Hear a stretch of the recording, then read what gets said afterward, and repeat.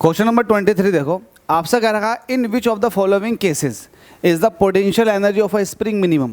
देखो आपके पास स्प्रिंग है, स्प्रिंग की पोटेंशियल एनर्जी मिनिमम कब होगी। लेट अस सपोज कि आपने ये स्प्रिंग ले लिया और ये स्प्रिंग अभी नॉर्मल कंडीशन में ऐसे है, ठीक है।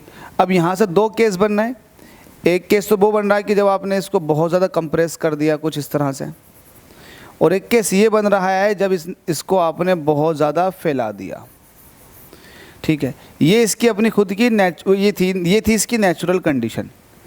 तो ये कंप्रेस कर रखा है आपने और ये आपने इसको खींच रखा। दोनों ही केसेस में जब आप ध्यान लगाओ, दिमाग भी लगाओ, अगर आप स्प्रिंग को दबा दिया और फिर छोड़ोगे तो क्या वो दबा रहेगा? तो जवाब है नहीं, वो फैलेगा, अपनी नॉर्मल कंडीशन में आने की कोशिश करेगा।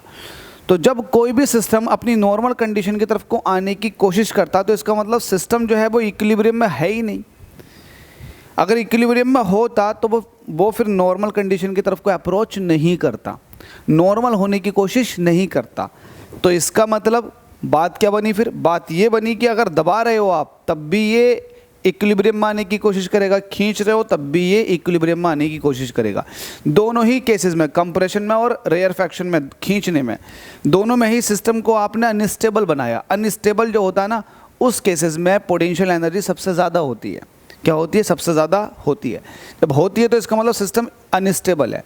अगर पोटेंशियल एनर्जी आपको मिनिमम लेनी है, अगर मिनिमम की पोटेंशियल एनर्जी की बात करो तब उस वक्त सिस्टम इक्विलिब्रियम में होता। अब सवाल ये है कि स्प्रिंग जो है, in which of the following cases the potential energy of the spring is minimum. तो पोटेंशियल एनर्जी को आपको मिनिमम करना है। मिनिमम तभी होगा जब सिस्टम स्टेबल इक्विलिब्रियम में होगा। अब देख लें किस में है। व्हेन इट इज़ कंप्रेस, जब कंप्रेस करोगे तो स्टेबल कहाँ हुआ, और जब खींचोगे तब भी स्टेबल कहाँ हुआ। When it is at its natural length, जल्दबाजी में यही होता। तो ये वाला ऑप्शन बिल्कुल सही हो जाएगा, जब वो अपनी नेचुरल लेंथ में होगा तब वो सबसे ज़्यादा स्टेबल होगा।